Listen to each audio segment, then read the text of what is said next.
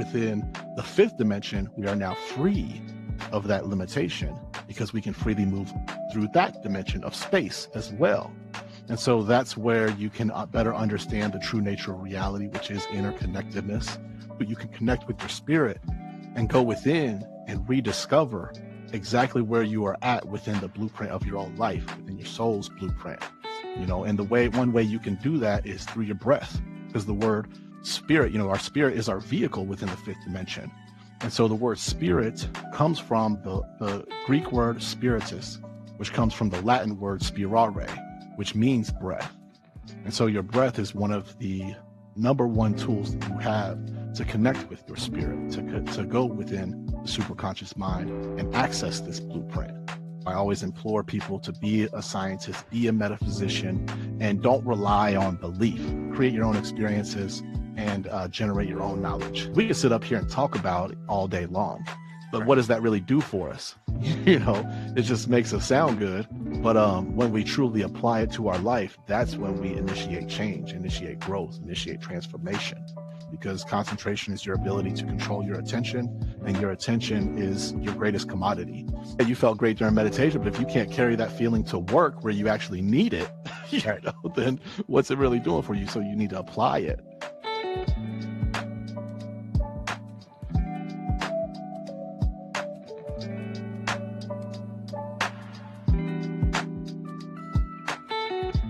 Hello, everyone. Welcome back. So I really want to dive into the mechanisms of the superconsciousness. What is superconsciousness and what is that all about? Yeah, so the superconscious mind is the mind that your spirit uses within the fifth dimension. And the fifth dimension is space, right? So like I was talking about the three dimensions, latitude, longitude, and altitude. We are freely able to move in these different directions and things, but we're locked in the present moment. So we cannot move through time.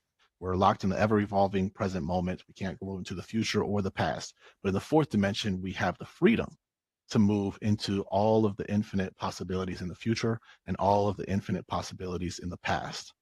But we're still locked within this singular point of this vessel, this physical body, or within the fourth dimension, the soul. And so we can't experience outside of our body and in our body at the same time. Like I can't experience myself and you at the same time. I can't experience myself and the plant across the room at the same time. But within the fifth dimension, we are now free of that limitation because we can freely move through that dimension of space as well. And so that's where you can better understand the true nature of reality, which is interconnectedness. Part of the superconscious mind is the cosmic consciousness, which is also, people sometimes call it Christ consciousness or Buddha consciousness. And they call it that because that is the state of mind, the consciousness that those individuals would resonate at regularly. That was their just everyday regular state of mind. Is not in the conscious mind. They're seated deep in the superconscious mind. And so that's why they would always talk about, loving your brother as yourself, communing with nature and everything and connecting with nature and understanding that we are all one essence and connected, and so that is that when you better understand the realm that the superconscious mind operates in, then it's easier to understand the mechanics of the superconscious mind, which, like I talked a little bit about the duty and the purpose of the subconscious mind. Well, the superconscious mind also has like a duty and a purpose, and its purpose is to hold the blueprint that we have all created for ourselves. So whenever you kind of get lost in where you're wanting to go in life and things, you can always go within and connect with your spirit and rediscover that blueprint. Just like a carpenter who's trying to build a building, if he gets lost and starts scratching his head, like, hold on, man, I could have swore the wall was supposed to go right there. I was doing so great up until now, but now I'm lost and confused on what I was doing. He can go back to the trailer at the head office and recheck the blueprint and get reacquainted with exactly where he's at in this moment and time of that project. And same thing with you. You can connect with your spirit and go within and rediscover exactly where you are at within the blueprint of your own life, within your soul's blueprint. And one way you can do that is through your breath, because the word spirit, our spirit is our vehicle within the fifth dimension. And so the word spirit comes from the Greek word spiritus, which comes from the Latin word spirare, which means breath. And so your breath is one of the number one tools that you have to connect with your spirit, to go within the superconscious mind and access this blueprint. Hmm. Wow. When people talk about their higher selves and getting in touch with their higher selves, is that really what they're talking about or referring to when you say get in touch with your spirit? Some people might be talking about that when they're describing it. But your higher self, your true self, is actually beyond the spirit. It Mm, is your consciousness, and so your consciousness uses the spirit as a vehicle to traverse that higher dimension, that resonates at a higher frequency, just like it uses the physical body, and so, so some people may be describing, using that term to describe that, but the true self, the real self, is actually beyond the spirit even. wow. Well, Tarak, we only have about a minute or so left. Is there anything that you want to leave with the audience before we go? Yes, the number one thing that I would want to leave everyone who's listening with is do not believe a single word you just heard me say. Don't believe none of it. But I say that because, I like to use the term metaphysics because it's a scientific term. And so I always implore people to be a scientist, be a metaphysician, and don't rely on belief. Because I could just be, BSing everybody up here just because, just so you would put me on the show. Hey, it sounds good. you know, you never know. You'll be reliant upon believing whether I'm actually telling the truth or not. But you don't want to be like that. You want to discover what's true for yourself. So I always implore people to, instead of believing something, know something. And the difference between believing and knowing is experience. So find ways to create an experience for yourself. That's why in the different things that I've talked about in answering the questions in the conversation we've had, I've sprinkled in, we'll try doing this, try working with the breath to connect with the spirit. So give yourself an experience to find out if that truly is going to happen or not. Then that's how we generate our own knowledge. So that's what I would leave everybody with: is be a scientist, create your own experiences, and generate your own knowledge. And don't believe me. Well, I love that. I love the idea of go do your own research, and that Exactly. goes for anything in life. Do your own research and make Hmm. sure that you truly understand one, what you're trying to practice and what's going Yeah. on. Diving more deeply into really the different layers of consciousness. I want to talk more about the Akashic records Hmm. and just the different mechanisms. Oh, and one thing that you were talking about on your site is applied metaphysics. Is that what you were Hmm. leaning towards, or you were saying using the breath when people talk about pranayama, Yeah. meditation, so Yeah. applied metaphysics? Yeah, and also even more so what I was talking about at the very end, applying this stuff into your life. Because we can sit up here and talk about it all day long, but Right, what does that really do for us? It just makes us sound good. But when we truly apply it to our life, that's when we initiate change, initiate growth, initiate transformation, and that's when we really gain and garner more understandings. The understandings are the foundation that stand under us, that we are built upon and stand upon to truly, be who we are. right. Yeah. Interesting. So, where would you recommend people start? Because one thing that often comes up in conversation when I say, well, meditation, but how do Mhm. you start meditating if your mind is so discombobulated? How do you gain clarity? I well, I'll answer that question in 1 second. I'll say that concentration is where I would suggest to start, and I'll circle back to that. But I also, as far as meditation, I don't really like to teach like a still mind meditation, which is what most people teach and talk about, and what most people have the most difficulty with. And that's why I don't really teach. I mean, I do teach it like to the mentees and things. I have a great still mind meditation for them. That's perfect for expanding your third eye and things. But anyways, I like to teach active meditations, Mm, and part of that is because the nature of the mind is motion. So if you allow yourself to meditate with the mind still having some motion, mhm, then it's a lot easier to have the experience of the meditation, because the activity itself is not meditation. You right. can you can do the activity all day long and never meditate. Meditation is a state of being. It's like a resonance. You are meditating. So really when you do the activity, the meditation doesn't actually begin Like if you do a meditation with your eyes closed, your meditation doesn't actually begin until you open your eyes. Like for Mm. anybody who's meditated, that first open your eyes, that first feeling, you know what I mean, that you It's get when you weird. first open your eyes, yeah. But that is meditation, and that's when it truly begins. Because then the key is, how can I carry that? How far into my day can I carry this experience? Can I Oh, carry this feeling? And it takes little willpower and concentration, but that's where I would suggest people to start, is with concentration, because concentration is your ability to control your attention, and your attention is, your greatest commodity. I say in one of my songs, I say, you may not understand how important your attention is, but you better believe these corporations and companies know yeah. how important your attention is. They spend billions to capture it. So find ways to control your attention through concentration. And so I would suggest doing like a 5-minute concentration exercise every single day, and start there, because then that's going to allow you to be more open to see what the universe around you and the environment without around you and within you is going to guide you to what is your next step. And so that's definitely what I would suggest. It's a lot harder and not as fun as if I gave you a different breathing technique that's fun, or a meditation, a guided meditation or something, or active meditation. It's not as thrilling as any of those things, but it will afford you more benefit than any of those, because concentration is needed to go deeper with meditation. Concentration is needed for astral projection. Concentration is needed for mental perception. Concentration is needed for any spiritual ability or gift or experience you're trying to have, or create for yourself. Interesting. So you're saying that people should concentrate on maintaining that state of blissfulness that you feel when you come out of meditation. Oh yeah, absolutely. Otherwise, what's it for? I mean, yeah, Right. you felt great while you were, sitting in the corner of the room, but now you have to go to work where you're usually stressed out.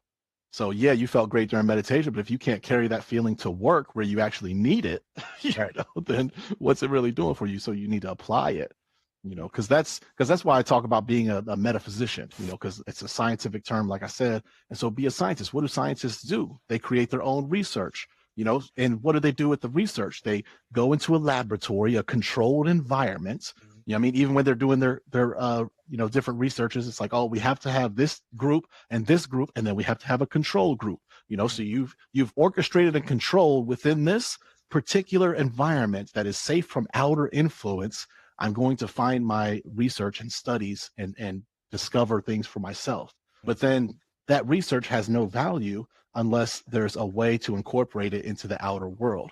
And so then when you do have these different exercises and things that you practice, and your meditation practice, how do you get to that state?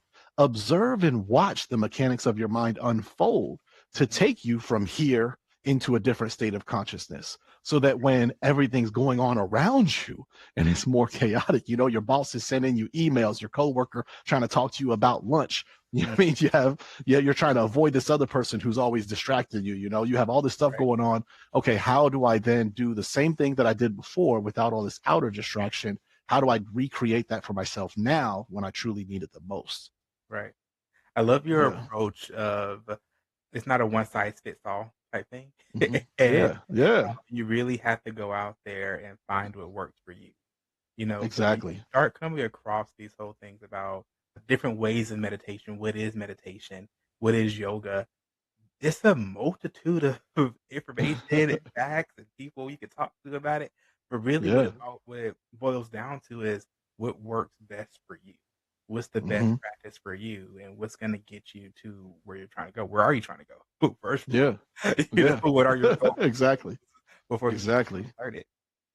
But I know I wanna hone in on that just a little bit more, but when we talk Hmm. about active versus still meditation, is Hmm. active meditation when you focus on the breath or when you're focusing on, uh, a thought or something? Because I know what a lot of times with I stillness mean, meditation. active meditation is anything. Like a still mind meditation is where you are, closing off the senses to your outer body, Mhm, and moving the attention within, and trying to, the conscious mind is what I mean by still mind, stilling the conscious mind from all the thoughts that are going in, because conscious mind is aggressive, the subconscious mind is receptive.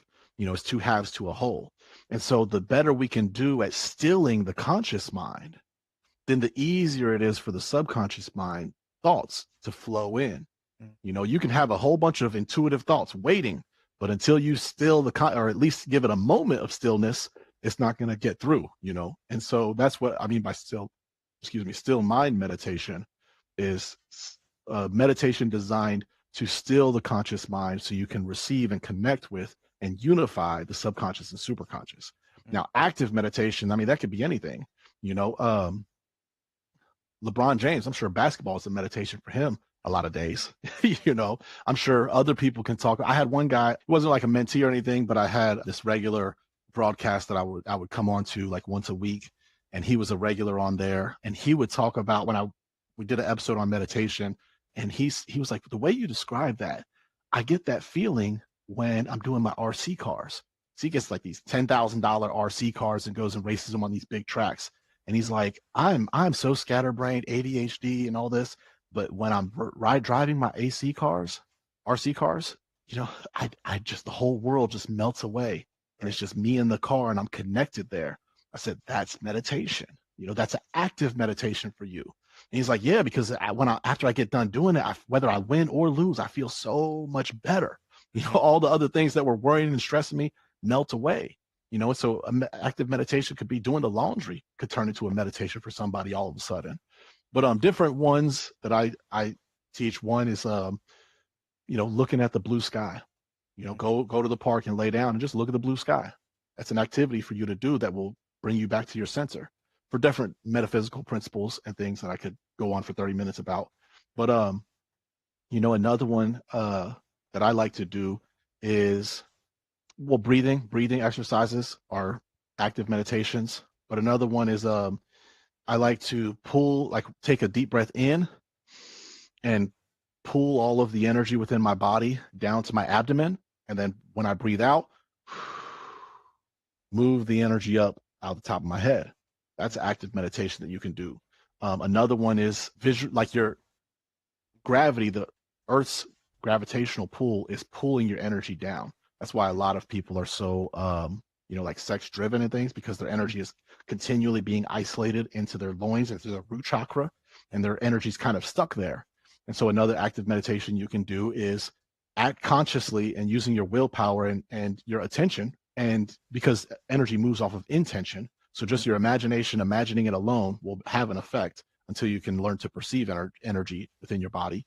But just imagine the energy from the base of your spine moving up to the top of your spine, and just see, like me, I see like a kind of like when they click a lightsaber on for the first time and it's Mhm. pulsating like boom, boom, boom, boom, boom, kind of like that. I see it like that, like there's just this flow, this energy flowing in this surge going up my spine. And so that's a great active meditation that'll also help elevate your energy, because you're literally going to be doing that is, elevating your energy.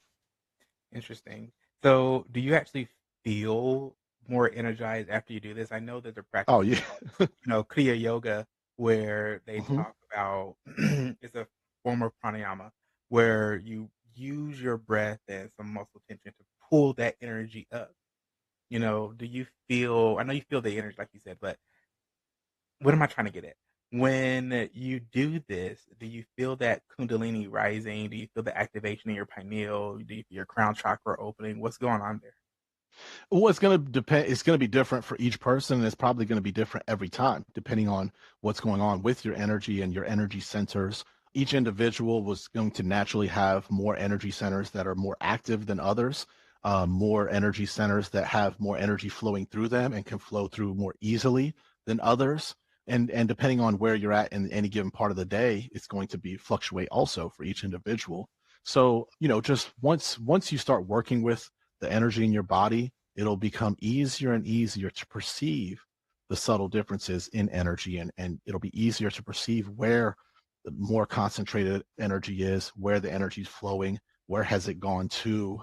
And so, I suggest, like I said, like you said, it's different for different people, different strokes for different folks. So work with yourself, understand yourself, and understand how your energy flows, where you need to have more energy flowing to, and just practice and work with it, and become more adept at your own energy flow. So you were talking about using your imagination to start with Hmm. feeling energy, but are there any other practices that an individual can use that might be more tangible in the form of feeling their energy for the first time? Yeah, yeah, concentration. Essentially, like for example, well, just for example, right now, like just close your eyes and just scan your body and see if you can feel like where do you feel more energy in your body right now? Personally, I can feel the energy all around me, Hmm. but I started being able to have this interesting sense of energy, Hmm. maybe so about a year or so ago. But, to answer your question, I feel most of the energy in my abdomen, stomach area. Your That abdomen? yeah, Okay. and I know Okay. what it is 'cause there I have Yeah. blockages energetically that I've been Hmm. trying to work through, uh, Okay. with the energy. Where's one? Where's one? Yeah, One of yeah. my Where's blockages, I would say, is in the first one that came to mind was the sacral, in the sacral chakra area. You know, Okay, so that's kind of where it's concentrated right now.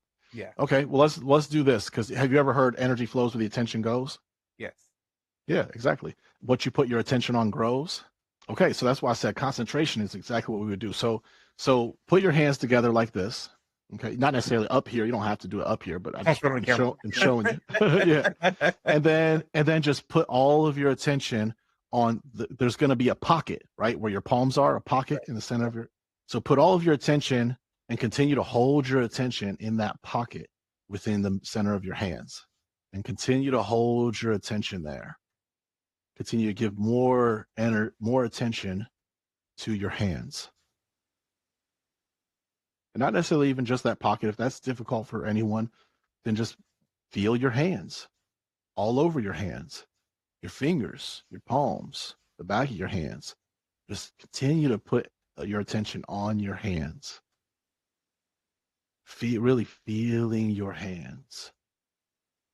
If you've started to like just naturally tighten them up, loosen them, loosen your grip a little bit, and just feel your hands.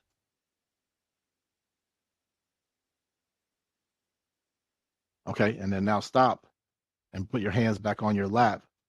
And now do your hands feel totally different? Yeah, you definitely feel that warmth and the tingling, you know? Yeah, like mine are like pulsating. I mean, I work with my hand chakras all the time, but mine are like warm, warm, warm. Yeah. And so you've just moved some energy from, like for me, previous to that, I felt a lot of energy in like my neck and my heart, like center right here.